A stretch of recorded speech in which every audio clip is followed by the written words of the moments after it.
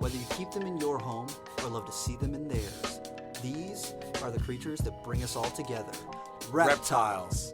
We're going to be delving into the experiences of reptile lovers from around the block and around the world. This is the Reptile Talk Podcast.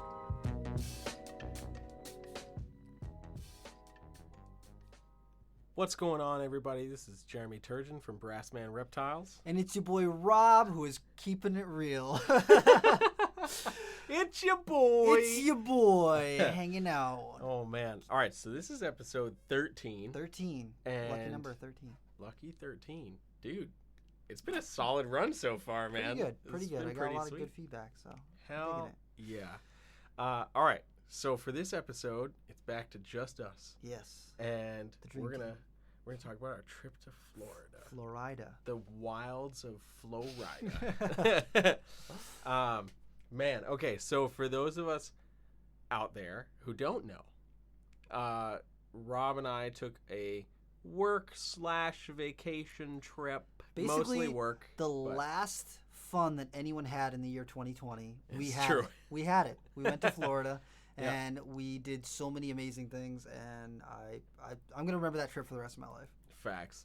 So premise for it all was we being Nerd sponsored Southeast Carpet Fest, or one of the sponsors for Southeast Carpet Fest. So we were gonna go down just for Carpet Fest at first, and then it became Donnie wanted to come with us to do some filming, and we were like, okay, well, if we're gonna do it then we might as well do a bunch of other things. Yeah, let's see what else we can do while we're down there. So, so we reached out to a bunch of people. We reached out to Tom Crutchfield, and we reached out to Savannah over at Gatorland. And damn, was it a Will time? Nace and Will Nace, yep. And then we did Carpet Fest, Steve Tillis, and he hooked us up with Eugene Bissett. And like, holy crap. It was a fucking weekend. It was packed. Like, there was, I think we slept like 3 hours each night because between driving, there was a couple nights I didn't sleep. But like between driving and then all the things that were planned for the weekend, we really didn't have any downtime. It was pretty much go from the time we landed until the time that we left. Yeah. It was maybe like 2 hours where we didn't have anything planned. Yeah, and the time where we quote weren't doing anything, we were driving. Yep, driving. So 100%. But it was cool because I mean it was February, so up here in New Hampshire, Disgusting. It was cold. It was horrible. Brutally cold. It's unnecessary. Yeah, and down in Florida, it was chilly, but it was still like in the 50s. Yeah. So it was. You wear a sweatshirt and you're cool. Yeah, exactly. Versus wearing a parka and snow boots and, it was aggressive.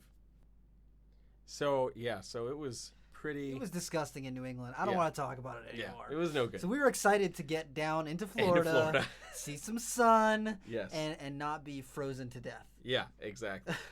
So we had a super late flight, so we got to Florida very early in the morning, got our rental car, and then slept in the parking lot of a grocery store for a couple of hours before going to Gatorland. Yep. That was stop number 1, and what a stop that was. I don't know if we could have started the trip better, because that's very true. It was just I've been going to Gatorland since I was a little kid. Like when my family would go on trips to Florida, like my extended family on my mom's side would go to Florida just about every year. And I'm not big on amusement parks. I don't really like roller coasters or rides or any of that stuff. So I'm not big on superheroes. So whenever they would go to do all of those things, I would be horribly bored because I just was like, nope, I will sit with the bags and not do anything. But I would look for lizards at the hotel and snakes and all that stuff. And then we would always go to Gatorland because that was the one thing that I got to do on the trip that I enjoyed. And my mom enjoyed it, and my sister was a little afraid because they have big birds that kind of cruise around and hang out in the park at Gatorland. Mm-hmm. And back in the day, you used to be able to buy trays of fish and feed the fish to the gators in the big pond. You could just throw it in there and they'll go over and eat it. But they would give you a tray of frozen fish. So we would, my mom would give one to me and one to my sister, and I would like go right over the edge and throw it over and watch them all go after it and everything. And my sister would be picky, so she'd like walk around a little bit and try and decide which one to try to throw it to. And the birds were like, "Oh, you're the one. You.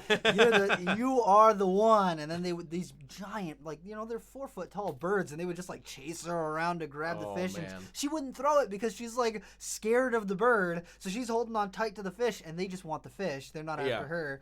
But she like, oh man.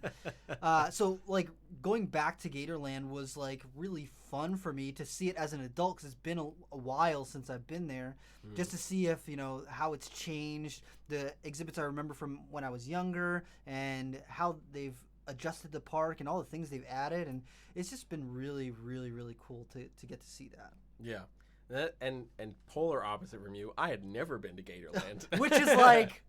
Holy moly, there's so many amazing reptiles here. Yeah, it was... I love crocodilians, and any chance I can to be like up close and personal with them is always amazing. Yeah. And damn it, if we didn't have the best time. That was fucking... yeah, like I was telling Savannah, I was like, man, if you had told me when I was a kid that I'd be feeding saltwater crocodiles, I would have told you you're a liar. Right. But I did it, and it was amazing. It was so cool. It's okay, so I'm gonna say this so I remember to go back and do it. I'm gonna put a link in the description of this episode to the video that we did it's out on Nerd, on the Nerd YouTube, of us out in Gatorland. Yes. Because it was, man, I'm already thinking about feeding the saltwater crocs, and I'm almost smiling, getting pulled in. like, and almost getting pulled in. Yeah. Oh my gosh, we'll get into that in a second. But big shout to Savannah for hooking us up. And we Mike, appreciate that, and Mike, dude, like, hooked us up. Yeah, we. I mean, we didn't know what to expect when they said, come on over. I was expecting them to like do what we do for tours, where they like walk you around, tell you about, you know, okay, these alligators came from here, and like, you know, these ones are cool, and we work with this over here, and we're breeding that. And they were like, you want to go inside the enclosure with these ones? Let's do it. Hell, and I was like, oh fuck yeah. There's no way you're gonna give me the opportunity to go in with Nile crocodiles, and I'm gonna say no. No, right? Not Exactly. I am going in there. Yeah, it was. Damn, it was freaking amazing. Yeah. Oh my gosh. But yeah, and also the overall energy. Oh yeah. And like First super positive vibes, like right out of the gate. Yeah. You know, it was awesome, and I think that certainly is a precursor for how the rest of the time went. Because I mean, if we were all like, you know, whatever. I was amped. I was so excited. Oh hell yeah, hell yeah, dude. So that was absolutely awesome. So I think one of the coolest parts. It's hard to pick the coolest part of that because it was all amazing. But I think one of the coolest parts when we were in the breeding marsh and all the gators started bellowing, and you just heard that rumble through the entire marsh. It was cool because we heard it before we saw it. Yeah, I heard them bellowing. Yeah, and I was like, that sounds really close to where we're at right now. And Savannah's like, oh yeah, they'll like come and bellow over in the ponds over here in the morning, and we look over the railing, and there's probably like a 10-foot alligator right in front of us, like maybe 7 or 8 feet away from the platform, just like this deep, like guttural bellow, and it vibrates the water on top of their body, so it makes all these little water droplets kick up, and they're just sitting there going off, and you could see the ones on the other side of the pond doing it, and it was just like, and you could hear it.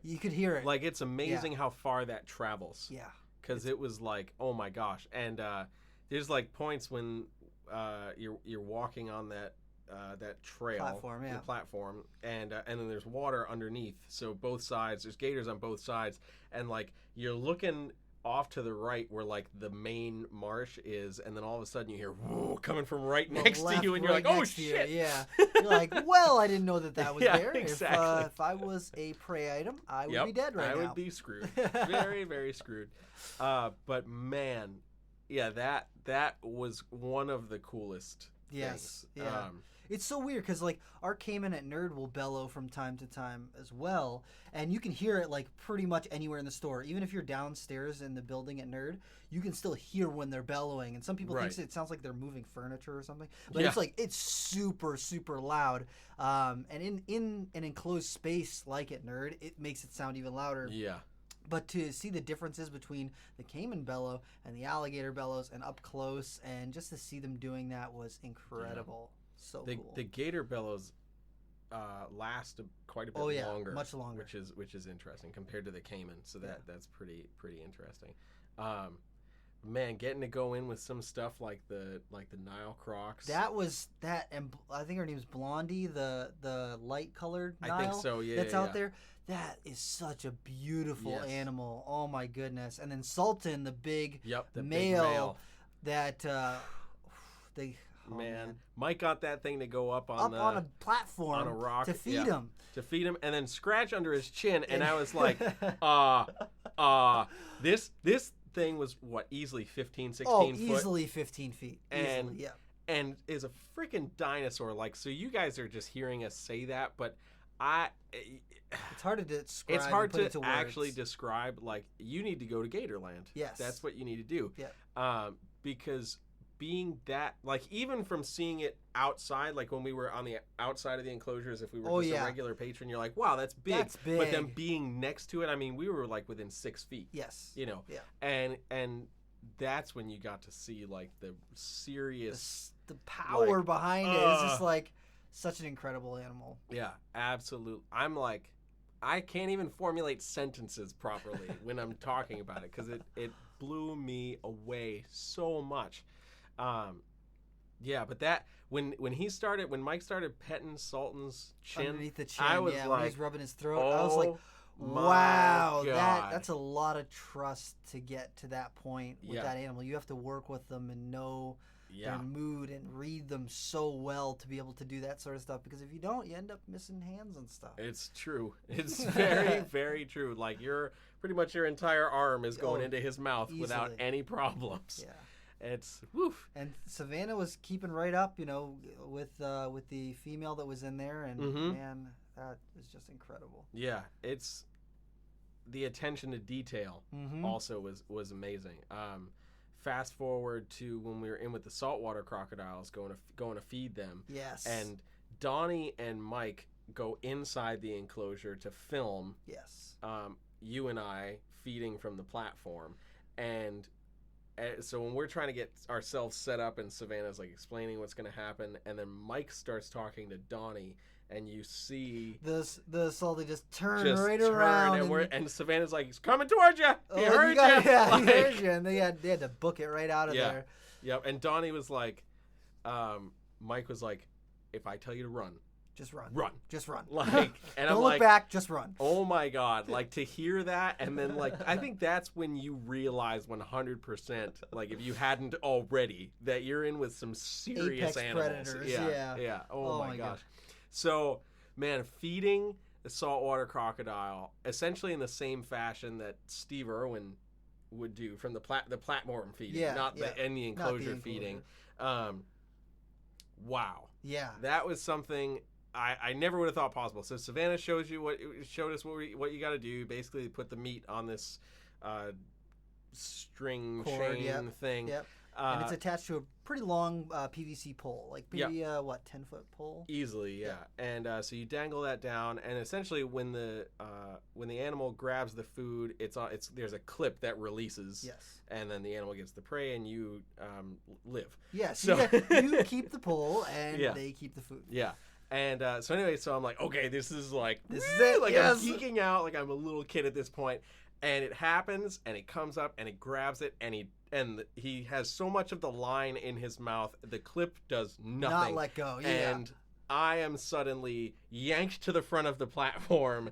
I was like, oh no, Jeremy's going in. Yeah, oh, boy. And I was like, oh God. And I'm like trying to brace myself against that front fence part of the platform. And Savannah's like, hey, don't do that. Like, let me help you. And I'm like, I can't help it. This dinosaur wants me in the water with it, and I'm not okay about that. Oh. But holy crap, the amount of power. Oh yeah.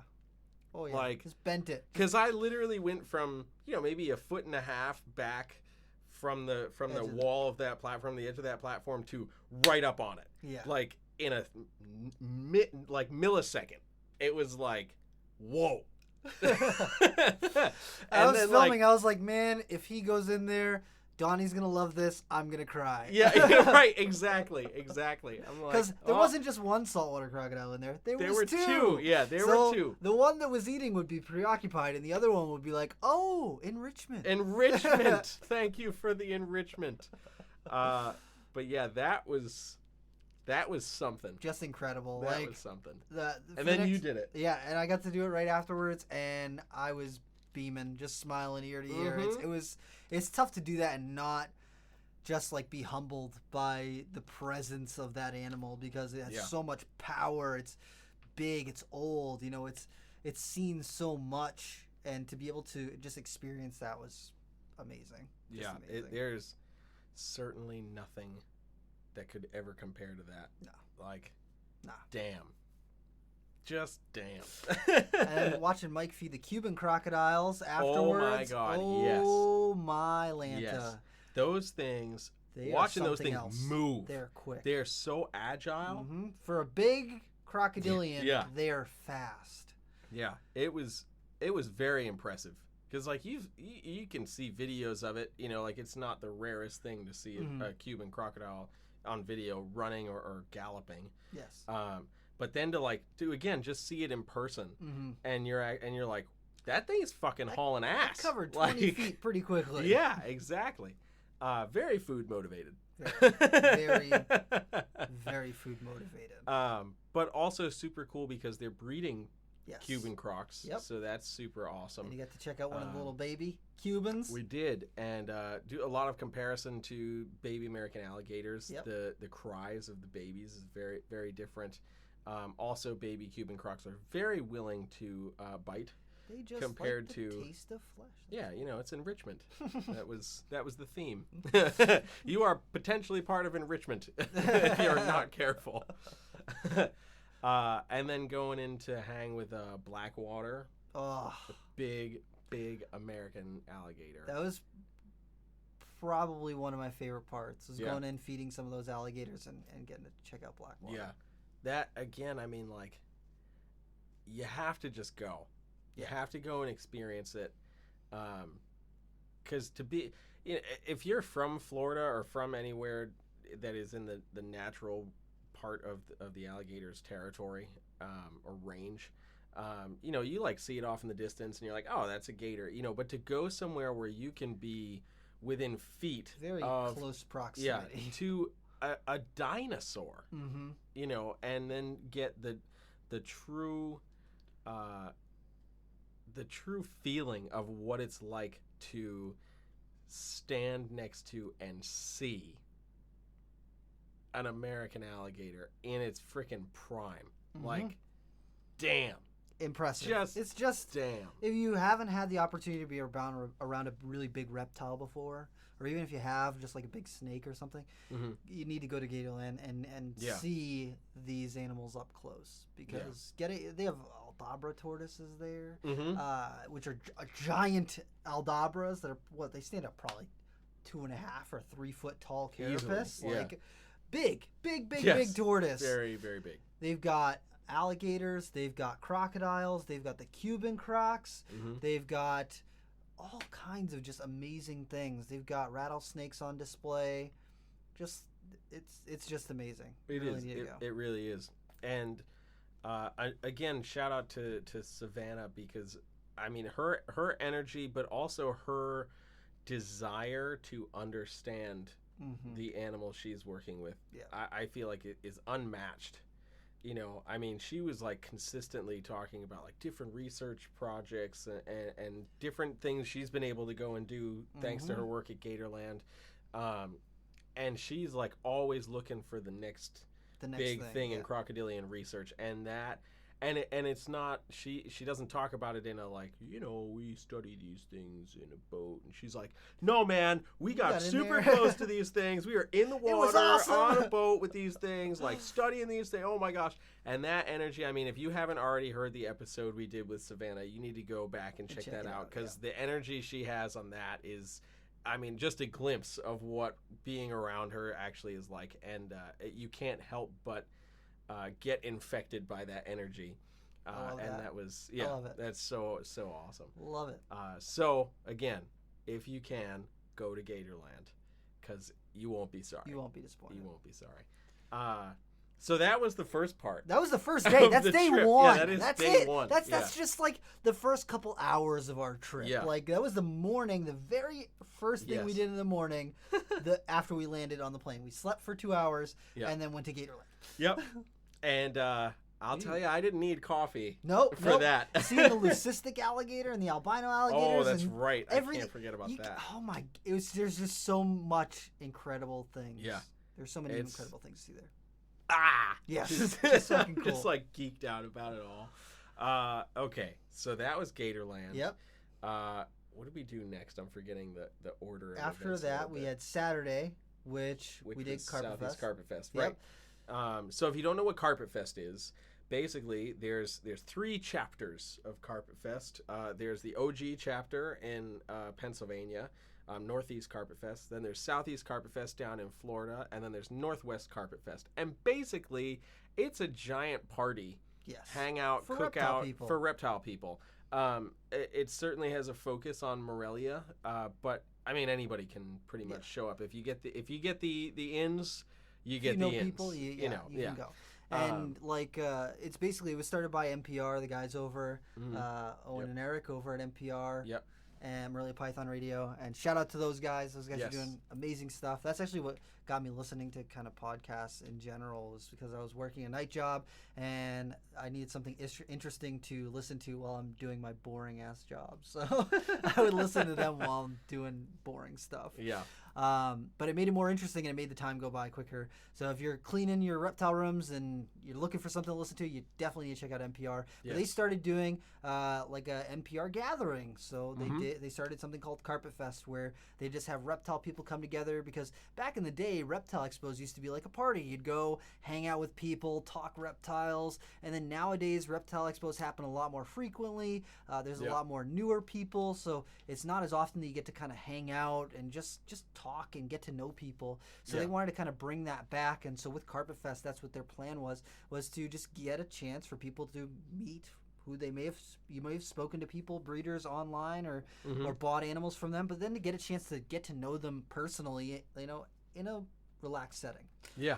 Yep, exactly. So Southeast Carpet Fest was the main reason why we went to Florida. Yep. And that was Saturday where we did that. We did do that.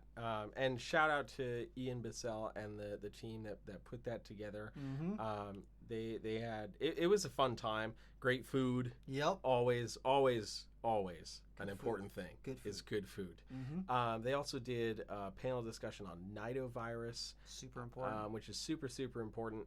If you're unfamiliar with nidovirus or anything, you should go check out Fishhead Labs, Fishhead Diagnostics. They're one of the leading diagnostic labs on nidovirus, and they're putting out the most research information right now on nidovirus, and basically and everything that it is. That's a whole other discussion, and I would implore you to go back and check out our episode with Steve Tillis, where we talked a little bit about his research with the University of Florida and nidovirus.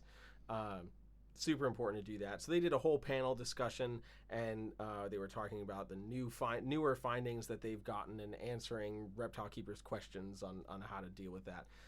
So super, super interesting stuff, and important.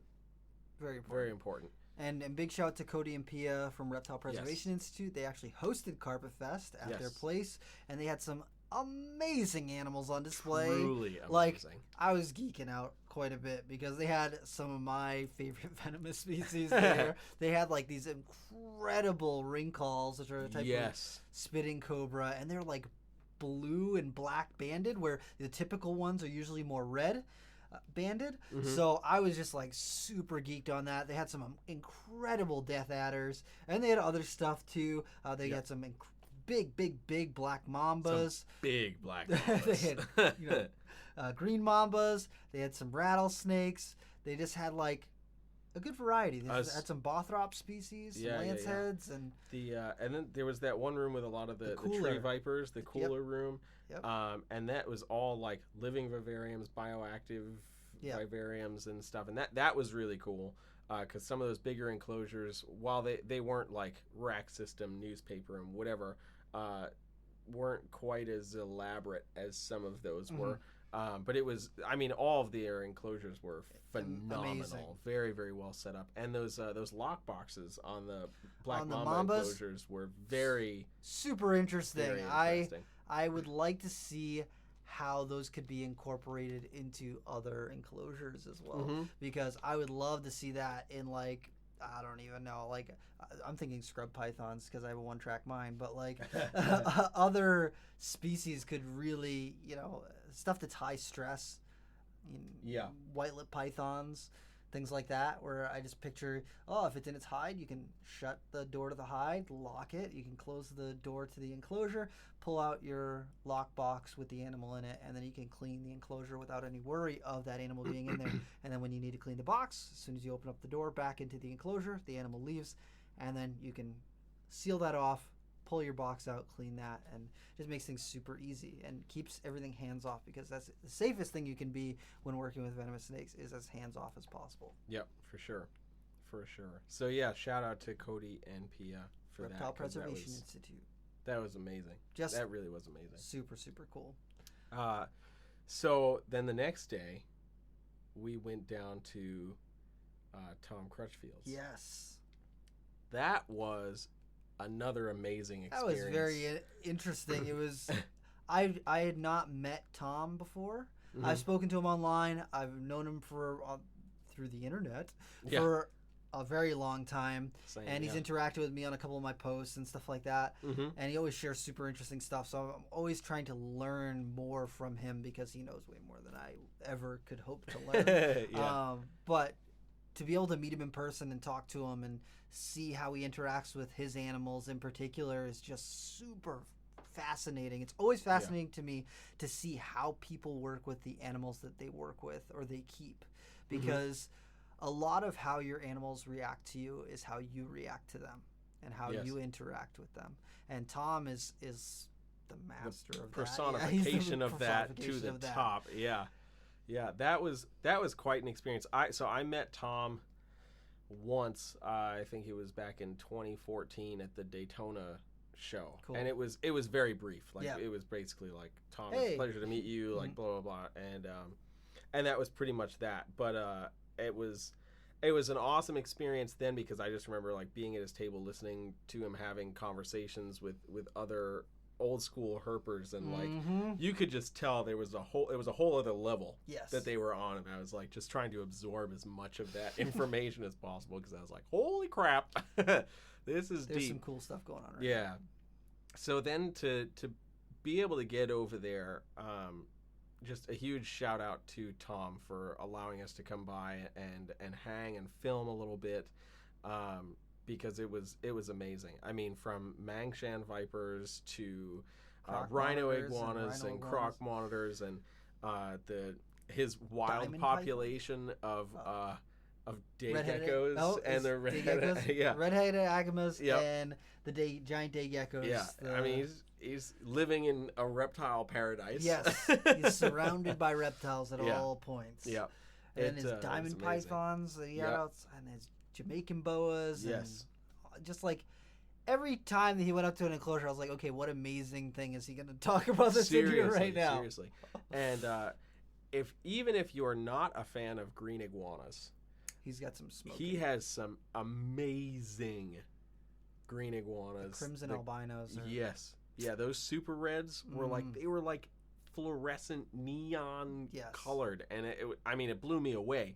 I think iguanas are cool. I don't think they're the best pet for everybody, as many people think they might be, especially because they're generally a very affordable reptile to purchase. But they demand a lot of space, time, everything. But damn, to see, you see your average green iguana in a pet store, and then you see something like that, and you're just like, that can't even be the same species of animal. It was truly amazing. And then to see them as adults, as larger animals too, they're just spectacular. Amazing. Spectacular animals. But the highlight over there really was his crocodile monitors. Yes. And you had the most interactive experience there. We were all just kind of like, okay, cool, we're gonna hang, Maybe, whatever. Tom's gonna show us some stuff, and maybe pet one or something. yeah, and you got in the enclosure, and you were the main attraction. Yeah, his one croc monitor, Bill, loved me. Like from the moment that I came up to the enclosure, that crocodile monitor was just like fascinated with me. Yeah. And if you've worked with high-strung monitors before, you know that some of them, when they get like frightened or scared, they'll give you like the crazy eyes, where their eyes are super wide and their pupils are super dilated. Yeah. This monitor, not even close to that. Mm-hmm. Pupils are constricted. It's thinking. It's slow moving, flicking its tongue, taking in information. The whole time, it was just not tense at all. It was just amazing. And Tom, when I first went in, he goes, "Look, go slow. Let him kind of check you out, and if he's okay, then we'll maybe go from there." And I was like, I work with monitors almost every day. I do a lot of work with monitors at Nerd, so I'm really good at reading and knowing when they are getting pushed to that limit. Mm-hmm. And as soon as I saw that croc monitor, I was like, "Oh, this guy's like chill. He looks like our water monitors at Nerd. He's just like so he's comfortable. He's curious. Whatever, he's relaxed." And so I just kind of like stepped inside. And he immediately comes over and starts flicking his tongue all up my shoe and up the leg of my pants, and he's just checking everything out. And Tom's like, "Oh, he likes you, likes huh?" you, yeah.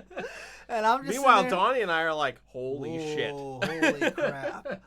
And so I'm just like, letting him take everything in, and then just like with a lot of our monitors at Nerd, I could do a closed fist, and then I slowly bring the back of my hand up to their face so that they can take in the information from my hand and tongue flick and check everything out. And the back part of your hand is very flat.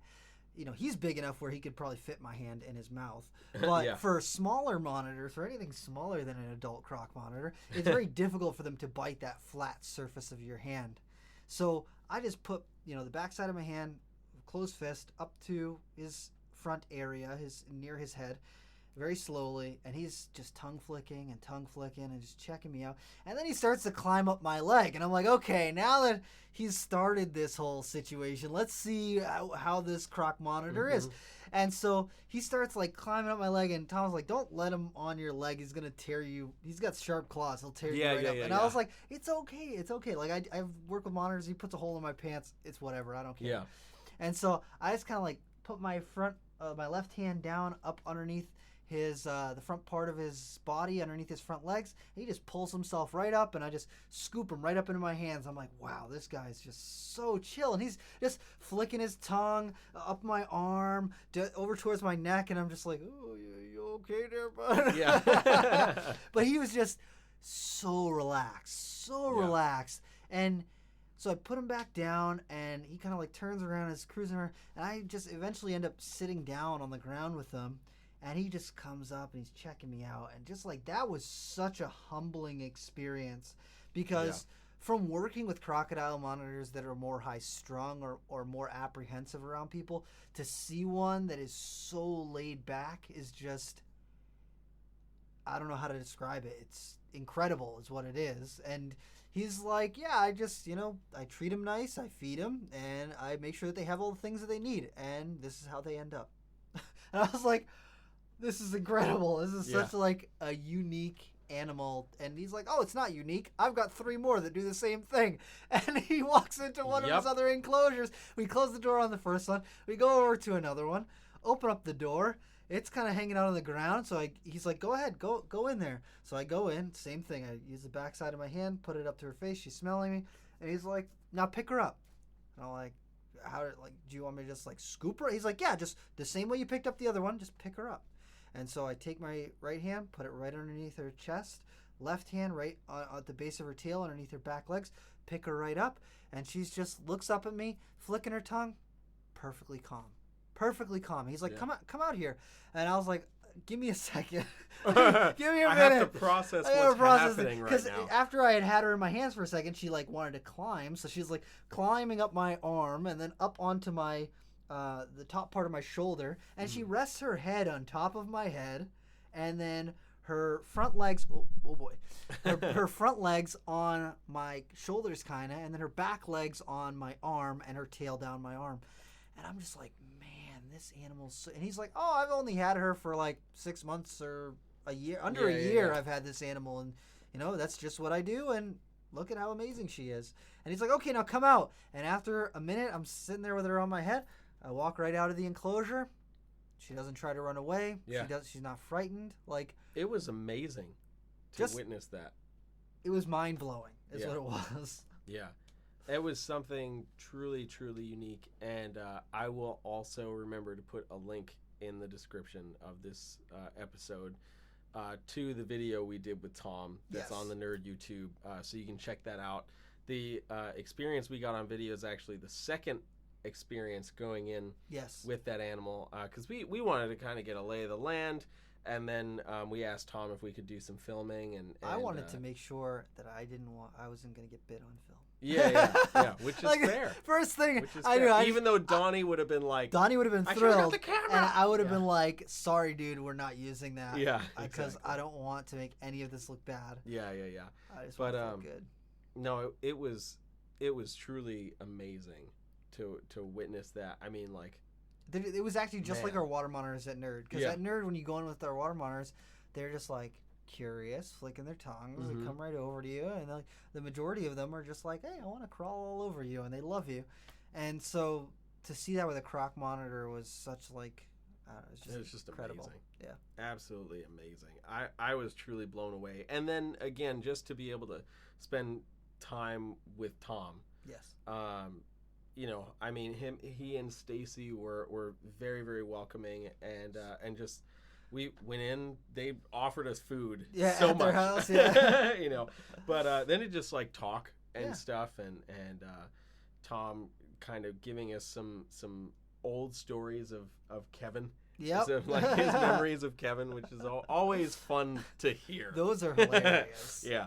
I mean, that was just, it was very special. Mm-hmm. It was very special. Yeah. Damn. So cool. I want to go back. And then, was that the same day that we did Will Nace's place? It was. Yes. It was. But you know who we forgot to talk about?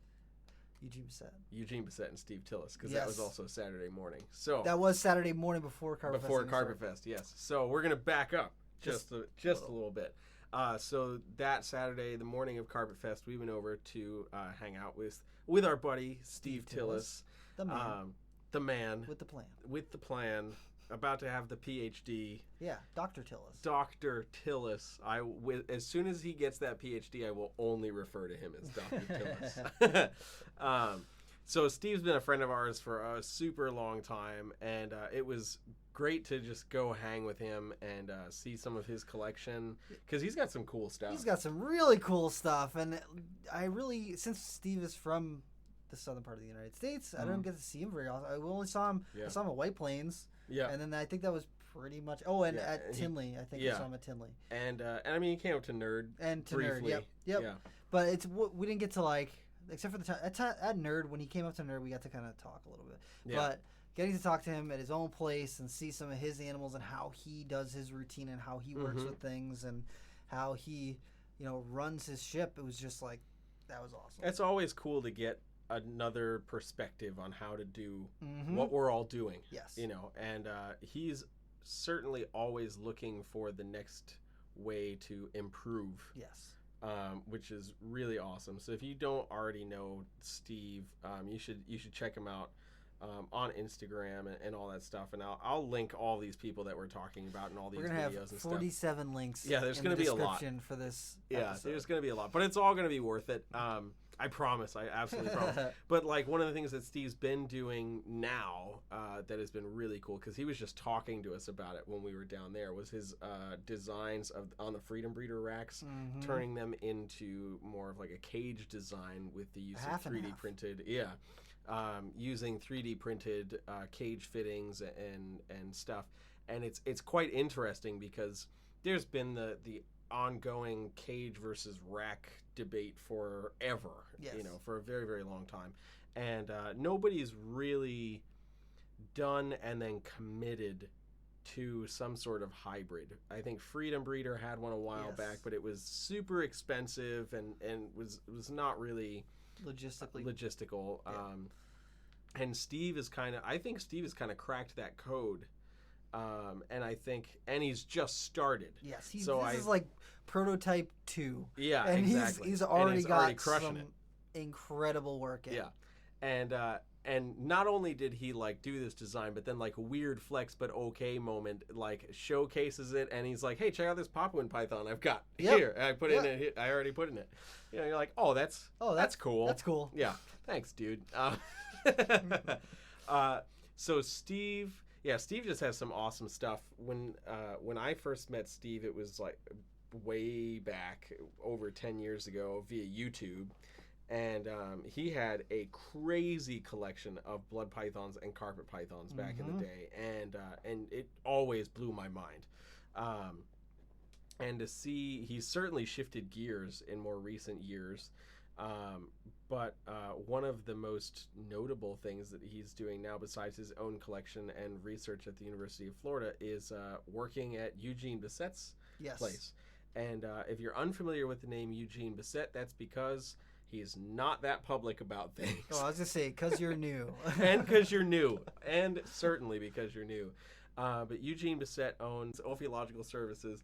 And basically, he's breeding ball pythons and colubrids. And he generally wholesales. Yep. So he doesn't really deal with the general public all that much. But he is considered one of the grandfathers of modern herpetoculture. And it was really, really cool to see how his place functions. Yes. Because it is a large-scale operation. And one of the most amazing things has been this inventory system that Steven has created over there. It is so organized. It is a very well-oiled machine over there. It's really incredible just to see. Because, it's one thing to have labels on your racks in your snake room and have a feeding card and blah, blah, blah, blah, blah. Their collection of data that they've got there goes so much deeper. Reproductive rates, feeding schedules, everything that you can think of has been recorded. And Eugene's been doing that forever on paper. Since the 80s. Yeah, since the 80s on paper. But Steve has developed this computer system, basically. Yeah. To track everything. Track and interpret that information. To see if there's trends in the colony, trends in reproduction, trends in, when they're pairing things, how many eggs they get, which females are most productive, and all these things. And just over a few generations, they're already seeing these huge curves and trends just in their own collection. Yeah, it was certainly amazing. So basically, he's got all these spreadsheets that are communicating with each other, and they are able to tell them, okay, so if you want to produce more, this was one of the things that blew me away. If you want to produce more albino ball pythons, you need to hold back X amount of albino-related things. I'm like, you mean to tell me that this system is literally picking out your holdbacks for you? Yep. That blew my mind, because we're over here like, that's cool, we should hold that back, it looks really cool. And meanwhile there's a computer that's like, hold it back. It's like, what is happening? So that was certainly amazing. And Steve was telling us that originally he didn't anticipate it getting as complex as it has. I mean, they can see data trends, that will affect their financial bottom line, data trends in production of animals, like you were just saying, and all of these different things. And to be able to isolate those things as a business is vital. Incredibly vital. I'm not talking about like as in the reptile business. I'm saying in business in general, being able to track those trends and see what your sales are looking like, what your bottom line is, how you can affect your bottom line in a positive way and try to avoid as many negative trends as possible is vital to your success. And it shows, because Eugene again has been keeping data records similar to this since the 80s, and he can tell you about these trends that he's been seeing. And when we were down there, he was saying that, Steve was saying that they only input 3 or 4 years of data because it takes forever to input the amount of data that they need to for the entire collection. So to put 3 or 4 years in and then already see immediate trends Yes. In just a short period of time. 4 years sounds like a long period of time, but that's only 4 breeding seasons, Yes. 4 years of production. You're talking about ball pythons and colubrids, so you're not really talking about something that's going to lay 100 eggs. Yeah. You're talking about ball pythons. They're laying 4 to 8 eggs, maybe a little bit more, but small sample sizes per animal, just multiple animals. Yeah. So it was amazing to witness that and see how that operation runs, and then see how they were able to kind of do a similar thing with their rodent breeding and see how they've dialed that in. And man, it really was amazing because all that data allowed them to be so sufficient and proficient in everything they needed. It was really amazing and inspiring because I think no matter what size your collection is, finding a way to organize everything, especially once you get past 10, 15, 20 animals, it can get to be a lot. It can definitely get away from you. So to be able to find a way to really dial all that in and be able to keep track of that stuff is amazing and incredibly helpful. Again, if you are pursuing keeping and breeding reptiles as a business, more, on a greater level than just like, I breed these things for a hobby because I like what I do. If you are trying to make a living doing this, that information is vital to you. And I mean, they got it down. They got it. It's amazing. It was amazing. Yeah. Okay. So that was that. We talked about that. And I have to go back and edit that. Yes. One part. Just that you're not going to know about because I'm going to edit it out. Secret. Okay, so we went to Tom Crutchfield's place that Sunday, and Will then we went to Nace. Will Nace's place. So Donnie is the one that he hooked set this that up. Yes. So Donnie had been talking to Will for a while, and Will's got a YouTube channel, and that's Will- how Donnie knows him. yep, exactly, because Donnie only lives on YouTube. Mm-hmm.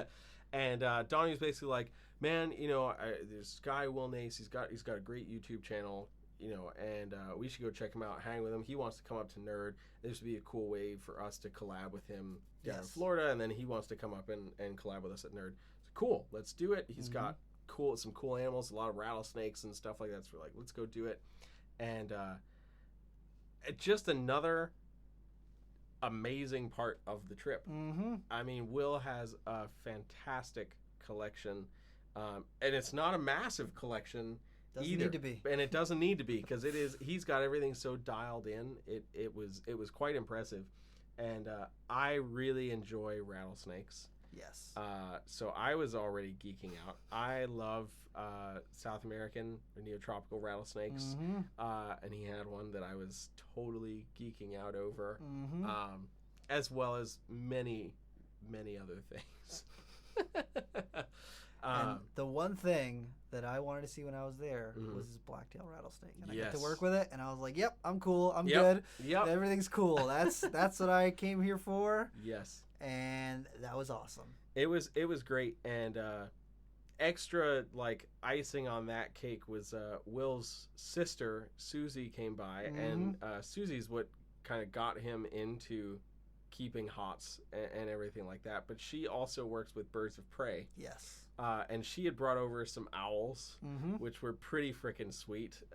And for those of you who don't know, Donnie really likes birds. He loves birds. Yeah, very much so. So the funniest part about all of this was, Susie was like, if you guys want to hold the birds or whatever, like, you're more than welcome to do so. And Donnie was so focused on filming, he didn't do it. And then, like, as soon as we were leaving and like hitting the road, he's like, I should have held that freaking owl. And we're like, dude, you had every opportunity to do it. Yeah. But man, that was just a great time. Will and Summer and Susie were absolutely fantastic. And Susie brought over a Wagler's pit viper, which is one That's of my right. other favorite That's right, venomous she did. snakes. So Yes. I was geeked on that. Yes, that was so cool.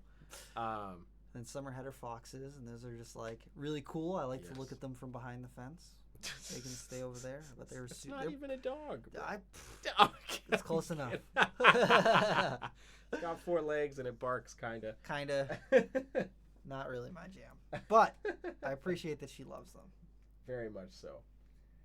Oh man. So Will also had a couple cobras. Yep. Which was pretty cool. He had again, not a massive collection, but it was very well taken care of. Awesome setups. And he's like right on it. Yeah, he so knows on it, every dude. single one of his animals individually very well. Yeah, and that's always like one of the coolest things, man. When you can really see the dedication of the keeper. Yes. To being like, I can tell you everything you need to know about that animal when you go to work with it, whatever. And I respect that a lot. And then not long after our visit down there, he had come up to Nerd. Yes. And, to check out Lilith. Yep, and that was awesome. They were here for a couple of days, which was sweet. It was fun to collab with them so quickly after being down there with them. So it really felt like just a continuation of the visit. Which was really cool. Yeah, I mean that whole trip, dude. It's not even over yet. I mean, it was just bomb ass experience after bomb ass experience. We didn't even talk about Miami Zoo. I know. It just got better and better. It did. It did. So, Miami Zoo. Shout out to my boy Ryan Martinez. Yes. Cause he hooked us up. For real. Showed us around. Showed us some really cool stuff. Like just being able to see a Komodo dragon in person and to be in the same room with one was amazing. Like it's hard to describe. There's such like a unique. The way they move is very unique, and their body structure when you see it up close in person is very different than what you would expect. Because like I was expecting them to kind of be built more like a water monitor, and I feel like they're built like. Some of their body looks more like a croc monitor, and it's just very different than what I was expecting. Yeah, and they look like they're just a freaking tank. Yes, like absolutely. If they wanted to run right through a wall, they're the fucking Kool-Aid man. They're just like, oh yeah. Oh my gosh. But like first thing we went to Miami Zoo, we're walking around and we like. Check out one exhibit and there's some tigers there, and then we're walking along and we look over through the bushes and we're like, is that a fucking cassowary over there? Yes. That is a what? That's amazing. Yes. And I was just like, oh man, I hope we get to go over and look at that cat, because it was like a little bit off of the path and you're not really supposed to go. It wasn't on exhibit. Yeah, it wasn't on exhibit. It was kind of off in the trees a little bit. But it was fenced in, but it was like off in an area where you're probably not supposed to be.